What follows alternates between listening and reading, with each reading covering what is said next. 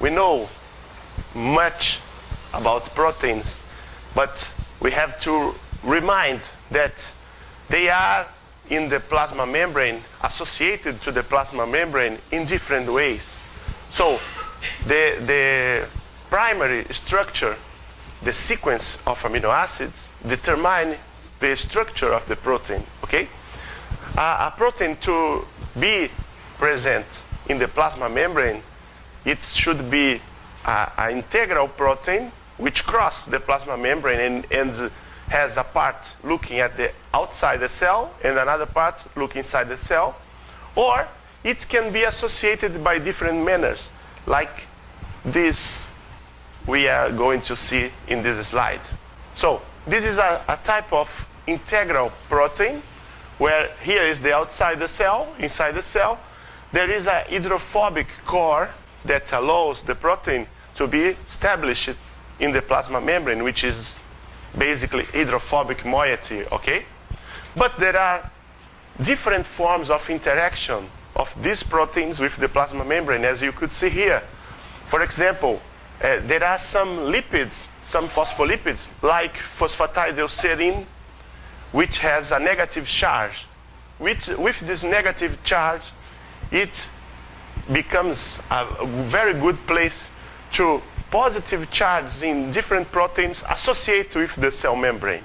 So this kind of association is very important to cell signaling molecules in concentrating these molecules into a coordinate event, okay? There are other ways to associate here. For example, a hydrophobic pocket in this protein allows it to be attached to the plasma membrane, or fatty acid that is put in the protein allows it to anchor in the plasma membrane. And there are other ways that are not represented in this slide. As I told you, in the 50s, some researchers make some observations and show different structures in the plasma membrane.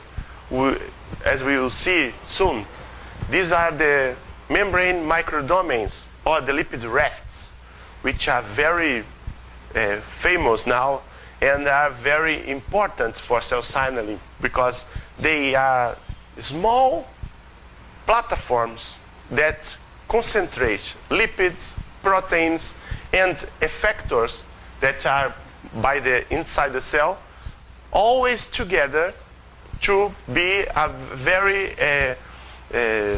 very good process of cell signaling without interference, okay?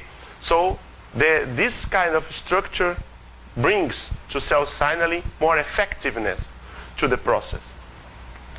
The topic is somehow new, and till nowadays there are groups that do not believe in lipid rafts. It's very strange, because there are huge literature about it, but there are some papers, some manuscripts that are not accepted because they mention the lipid rafts. So we have to change the right and try to convince the referees, which are the worst people in the world, yeah.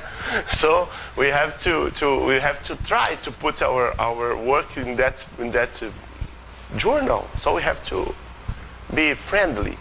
Okay, this slide shows us what is the most currently view of the lipid rafts, because these people that don't believe in it, they say that cells do not have lipid rafts. It occurs when you disrupt the cell and you put all the membrane together, so you favor some structures to be together that in vivo they are not, okay? But it's not true. So the currently opinion in the literature is something like this. We have a pre-existing organization. We have, if you see this image, it's like we are looking from the top of a cell, yeah? If you look at that colors, you see that there is some order, okay? This is a cell without any stimulus. When a stimulus arrives, look at now what happened. All the things come together, and the green and yellow dots are now joined into a kind of platform, okay? So, if you look to this side and to this one, you can easily see that the membrane remodeled according to the cell signaling stimulus that these cells received, okay? So this would be the induced rafts. In a more complex way, we can look this would be the plasma membrane and different regions concentrating different phospholipids, sphingolipids, proteins, okay? Sometimes those colors, yellow, blue, green, red, they can merge and start a big signaling platform which is involved in different cell processes, okay? It's another way to study cell signaling. If you disrupt this structure, because the lipid rafts are very rich in cholesterol. Cholesterol is a lipid that diminishes the fluid of the plasma membrane. So it is an area that is lower, has low fluid than the other regions of the membrane. So the things start very tight, okay?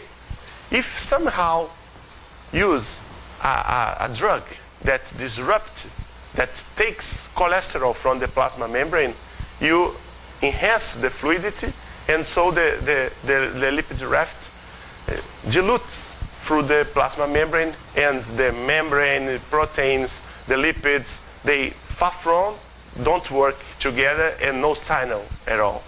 So it's easy to see that if something is damaging the plasma membrane, things inside the cell don't go in the correct way. One of the markers for the lipid rafts is this protein here depicted. It's called caveolin. Caveolin is a special marker of lipid rafts, and when a lipid raft is rich in caveolin, we call it caveola, okay? The caveolin, although it is a small protein, it's a very, very important structure. You see, this part of the molecule, called the scaffold domain, has a sequence that was found in many, many different proteins involved in cell signaling. So different cellular proteins that are in this side come to the membrane and interact with this small loop here, just to stabilize this protein here in the membrane and start to work in the signal pathway that they want to active, okay?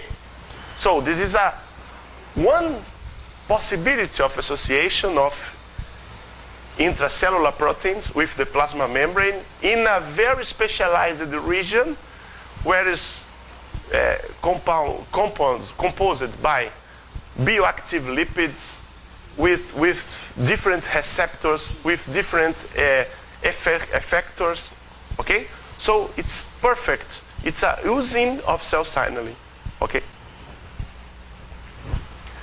This is a micrograph showing from the inside the cell a photograph, okay? You see the lipid rafts like this, rich in caveolin with this format. But if there is no caveolin, the raft is a planar one, okay? But the composition is quite the same, instead of the presence or absence of caveolin. And this is very important because all this region, you see that the color is different, cannot merge with the other parts of the membrane. So all that lipids and proteins stay also together, okay? This is something like this. We look, the model of the fluid mosaic proposed by Singer and Nicholson is not so fluid, yeah? It's more mosaic than fluid because there are parts of the plasma membrane that never apart, are always together. They cannot leave each other, okay? So they are free to transit, but always together. And sometimes they interact, as you can see here, okay? So these are different kinds of platforms that can be formed or not according to the necessity of the cell. So in the scale, we can add the lipid rafts as a new, as an improve of the mosaic fluid model, okay? These kind of structures are evolving, and now we have the nanodomains, and now we have the smallest structures in very recent publications, because the evolution of the study of the techniques that allow us to study this kind of structures are giving support to new concepts about. But the idea is quite the same, okay? Is to maintain together, to put together lipids, proteins, and effector enzymes just ready to act when they are necessary, okay?